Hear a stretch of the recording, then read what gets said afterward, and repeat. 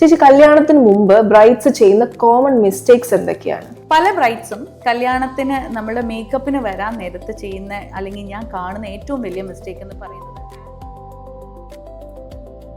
Proper ആയിട്ടുള്ള ഒരു skin care മനസ്സിലാക്കിയല്ല അവർ follow up ചെയ്യുന്നത്. എൻ്റെ എല്ലാ സ്റ്റുഡൻസിനായാലും ഈവൻ എൻ്റെ ബ്രൈഡ്സിന് പോലും ഞാൻ സജസ്റ്റ് ചെയ്യുന്ന ഒരു ആക്ച്വലി നമുക്ക് ഇപ്പോൾ എപ്പോഴും ചെയ്യാൻ കിട്ടുന്ന ഒരു മേക്കപ്പ് എന്ന് പറയുന്നത് മിനിമലാണ്.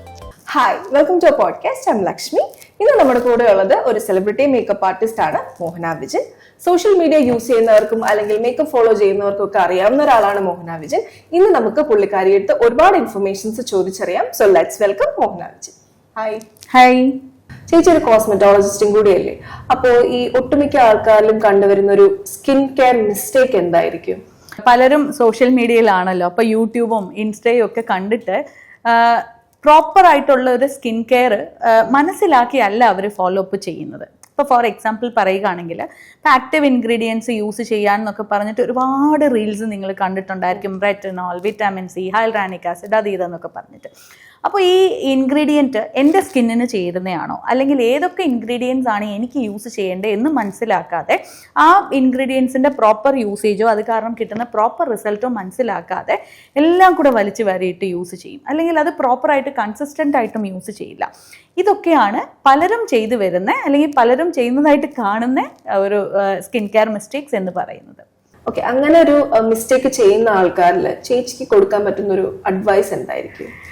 പ്രോപ്പറായിട്ട് ഇൻഗ്രീഡിയൻസിനെ കുറിച്ച് മനസ്സിലാക്കുക. അതിപ്പോൾ നിങ്ങൾക്ക് ചാറ്റ് ജിപിറ്റിയോ അല്ലെങ്കിൽ ഗൂഗിളോ ഒക്കെ കണ്ടാൽ തന്നെ അത്യാവശ്യം എന്താണ് ഇൻഗ്രീഡിയൻറ്റ് എന്നുള്ളത് മനസ്സിലാക്കും. പക്ഷേ അതിനേക്കാളും ഞാൻ പറയുവാണെങ്കിൽ ഒരു ഡെർമാറ്റിനെ കാണുക, ഒരു സ്കിൻ ഡോക്ടറെ കാണുക. കണ്ടു കഴിഞ്ഞിട്ട് അവർ സജസ്റ്റ് ചെയ്യുന്ന, കാരണം നമ്മളെക്കാട്ടിലും ഗൂഗിളിനെക്കാട്ടിലും ചാറ്റ് ജിപിറ്റിയെക്കാട്ടിലും നമ്മളുടെ സ്കിന്നിൻ്റെ കണ്ടീഷൻ മനസ്സിലാക്കി നമുക്കൊരു പ്രോപ്പർ സ്കിൻ കെയർ സജസ്റ്റ് ചെയ്യാൻ പറ്റുന്നത് നമ്മളുടെ ഡെർമാറ്റ് ആയിരിക്കും.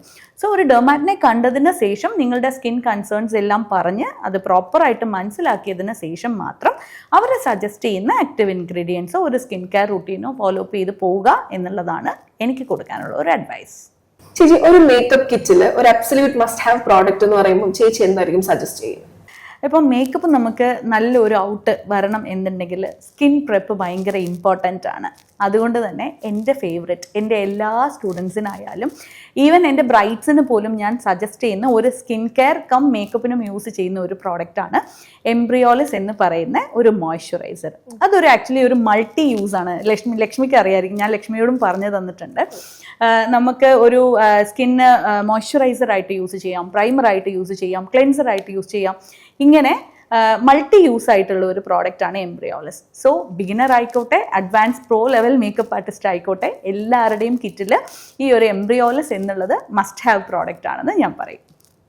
ചേച്ചി, കല്യാണത്തിന് മുമ്പ് ബ്രൈഡ്സ് ചെയ്യുന്ന കോമൺ മിസ്റ്റേക്സ് എന്തൊക്കെയാണ്?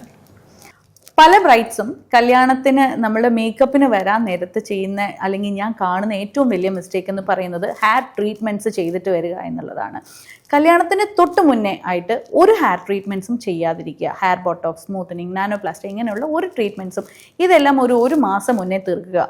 അടുത്ത സെക്കൻഡ് കോമൺ ആയിട്ട് വരുന്ന മിസ്റ്റേക്സ് അതിന് തൊട്ട് മുന്നേ ആയിട്ട് പോയിട്ട് സ്കിന്നിൻ്റെ ട്രീറ്റ്മെൻറ്റ്സ് ചെയ്യുക എന്നുള്ളതാണ്.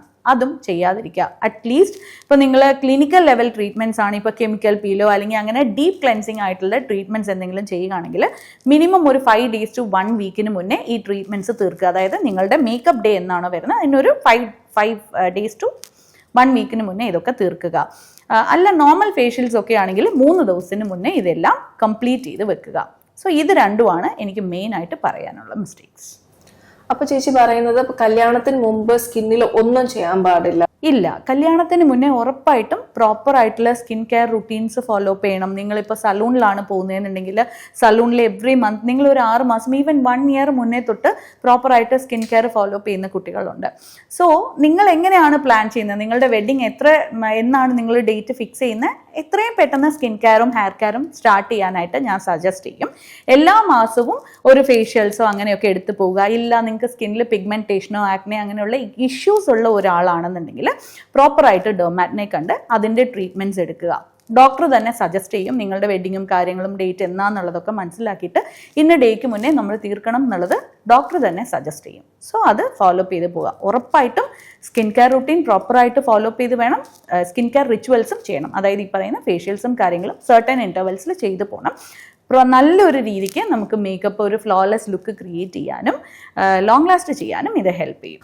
അപ്പം ഈ സ്കിന്ന് ഈ ലൈക്ക് കുരു അല്ലെങ്കിൽ അങ്ങനെയുള്ള സ്കിൻ ടൈപ്പ് ഒക്കെ കിട്ടാറില്ലേ? അപ്പൊ ചേച്ചി എങ്ങനെ മാനേജ് ചെയ്യും അത്? ഞാൻ ആക്ച്വലി നമ്മൾ ചെയ്യുന്നത് പ്രോപ്പറായിട്ട് ഒരു കൺസൾട്ടേഷൻ എടുക്കും. വൺസ് ഒരു ബ്രൈഡ് ബുക്ക് ചെയ്ത് കഴിഞ്ഞാൽ അവർക്ക് എപ്പോഴാണ് ടൈം ഉള്ളതെന്നുള്ളത് നോക്കിയിട്ട് എൻ്റെയും അവരുടെയും കൺവീനിയൻറ്റ് ടൈം നോക്കിയിട്ട് നമ്മളൊരു കൺസൾട്ടേഷൻ വെക്കും. ഇത് 2 രീതിക്കാണ് ഞാൻ കൺസൾട്ടേഷൻ ചെയ്യുന്നത്.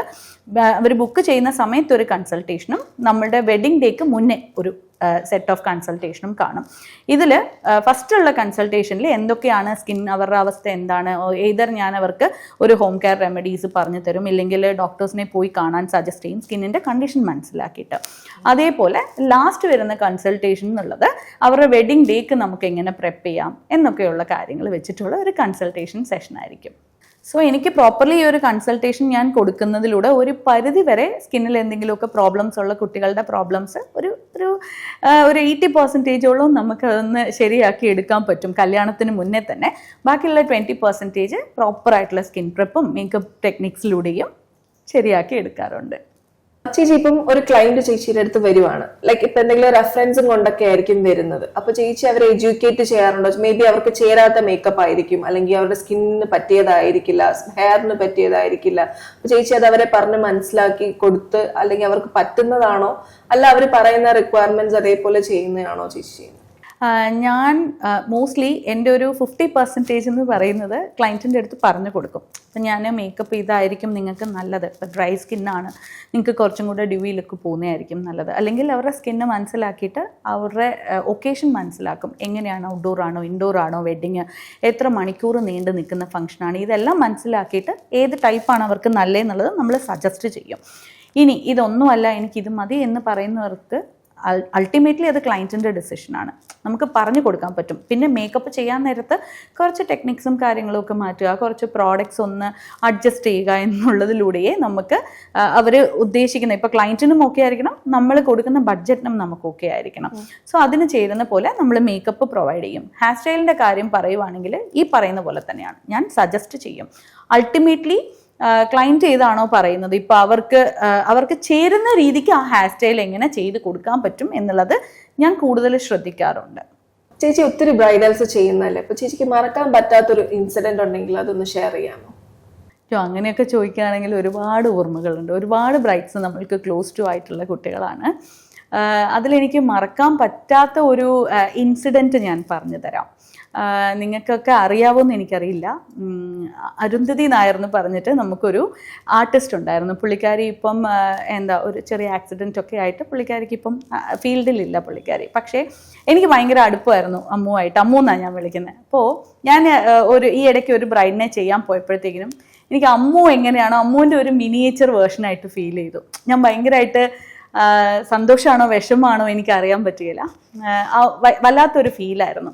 ഞാനിങ്ങനെ ചെയ്തുകൊണ്ടിപ്പോൾ എനിക്ക് ഭയങ്കരമായിട്ട് ഫീൽ ചെയ്തു. ഞാൻ ഹസ്ബൻഡിനെ വിളിച്ച് കാണിച്ചു, ചേട്ടാ നോക്കി ഇത് അമ്മുവിൻ്റെ കൂട്ടില്ലേ. ഞാൻ അവളുടെ സിസ്റ്ററിനെ വിളിച്ചിട്ട് ഞാൻ വീഡിയോ ഒക്കെ എടുത്തിട്ട് കാണിച്ചു, ചേട്ടാ അമ്മുവിൻ്റെ കൂട്ടില്ലേ എന്ന് പറഞ്ഞിട്ട് ഞാൻ ഭയങ്കരമായിട്ട് ഇമോഷണലായി.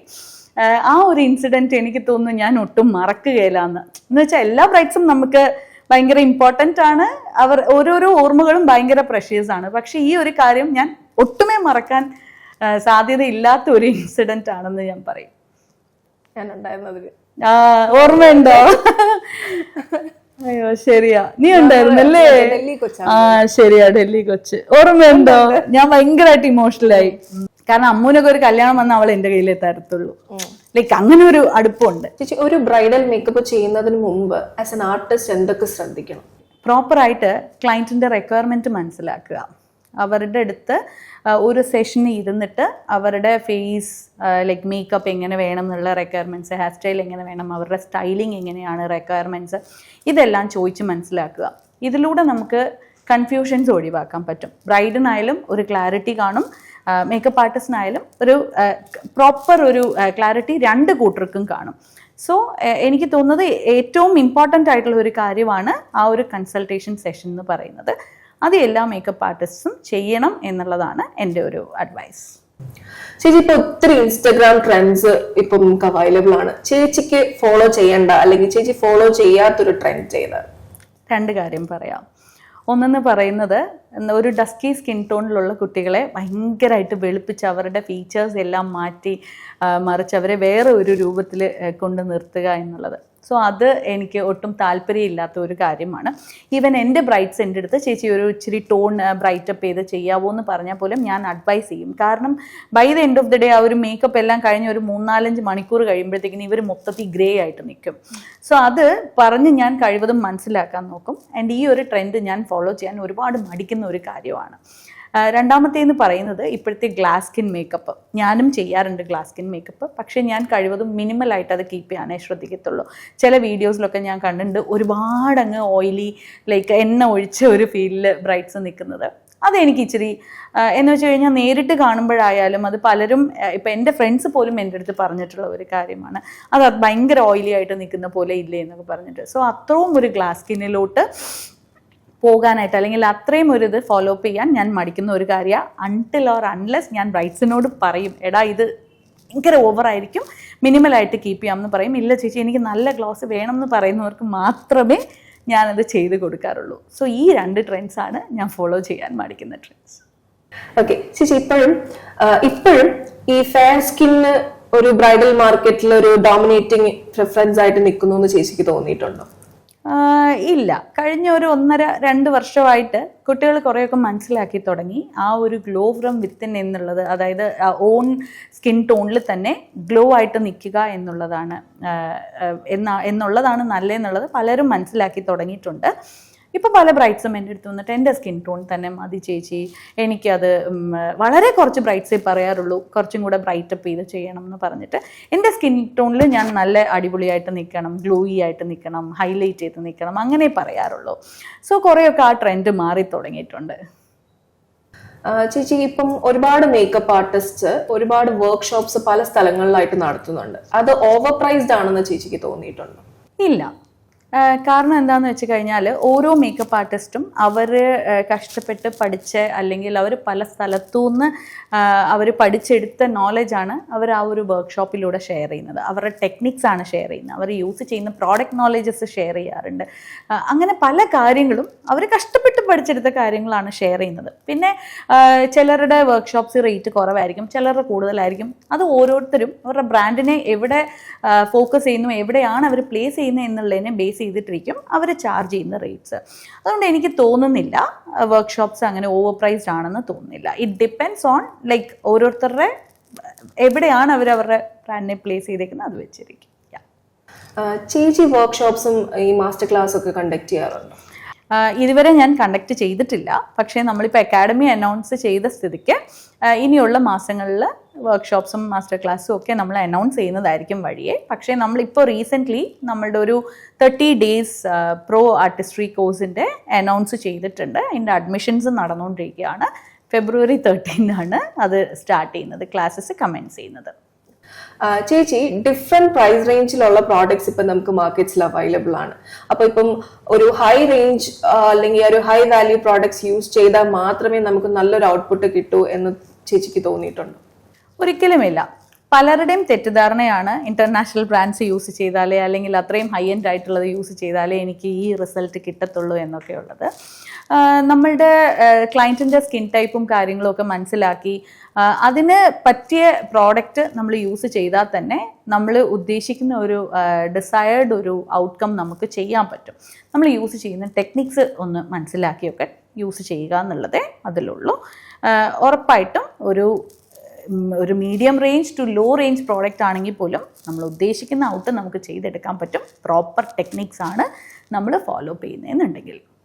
ചേച്ചി, മേക്കപ്പ് ഒട്ടും യൂസ് ചെയ്യാത്ത ഒത്തിരി കുട്ടികളുണ്ടല്ലോ. അപ്പൊ അങ്ങനത്തെ ബ്രൈറ്റ്സിനെ ചേച്ചിക്ക് കിട്ടുമ്പോൾ ചേച്ചിക്ക് ഒരു ചാലഞ്ച് എന്തായിരിക്കും?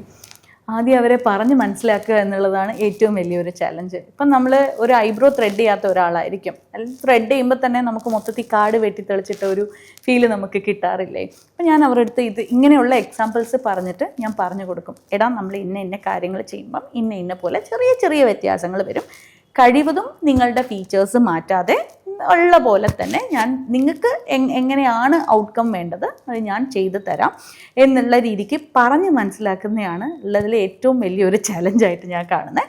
പിന്നെ ഈച്ച് ആൻഡ് എവറി സ്റ്റെപ്പ് ചെയ്യാൻ നേരത്തെ ഇപ്പം ഞാനൊരു ബേസ് ഇട്ടാലും ഒരു ഐ മേക്കപ്പ് ചെയ്താലും ഞാൻ അവരുടെ അടുത്ത് ചോദിക്കും. അങ്ങനെ ഈച്ച് ആൻഡ് എവറി സ്റ്റെപ്പിൽ ഞാൻ ചോദിക്കും, I you comfortable in this? ഇത് ചോദിച്ച് മനസ്സിലാക്കിയിട്ടേ ഞാൻ അടുത്ത ലെവൽ ഓഫ് മേക്കപ്പിലോട്ട് ഞാൻ പോകത്തുള്ളൂ. ഫൈനലിൽ അവർ ആൾമോസ്റ്റ് എൻ്റെ എല്ലാ ബ്രൈഡ്സും ഭയങ്കര ഹാപ്പി ആയിട്ടാണ് പുറത്ത് പോകാറുള്ളതായിട്ട് ഞാൻ വിശ്വസിക്കുന്നത്. ചേച്ചി, മിനിമൽ ബ്രൈഡൽ ലുക്ക് ആണോ ഹെവി ഗ്ലാം ആണോ? What is your favourite? എനിക്ക് രണ്ടും ഇഷ്ടമാണ്. ഒരു മേക്കപ്പ് ആർട്ടിസ്റ്റ് ആയിട്ടിരുന്നോട്ട് രണ്ടും ആക്ച്വലി നമുക്ക് ഇപ്പോൾ എപ്പോഴും ചെയ്യാൻ കിട്ടുന്ന ഒരു മേക്കപ്പ് എന്ന് പറയുന്നത് മിനിമലാണ്. ഇപ്പോഴത്തെ ബ്രൈഡ്സ് കുറേ കൂടെ ചൂസ് ചെയ്യുന്നത് മിനിമൽ ബ്രൈഡൽ ലുക്കാണ്. ഹെവി ബ്രൈഡൽ ലുക്ക് നമുക്ക് ചെയ്യാൻ ഭയങ്കര കുറവേ കിട്ടാറുള്ളൂ. But I do love doing heavy bridal makeup. ചേച്ചി, ഇത്രയും തിരക്കിനിടയിൽ സമയം കണ്ടെത്തി ഞങ്ങളുടെ പോഡ്കാസ്റ്റിന് വന്നതിലും ഒരുപാട് ഇൻഫർമേഷൻസ് തന്നതിലും ഒത്തിരി thank you. Thank you so much Lakshmi. ഈ ഒരു കാര്യം ഇങ്ങനെ ഷെയർ ചെയ്യാൻ പറ്റിയതിൽ ഞാനും ഭയങ്കര സന്തുഷ്ടയാണ്. Thank you so much.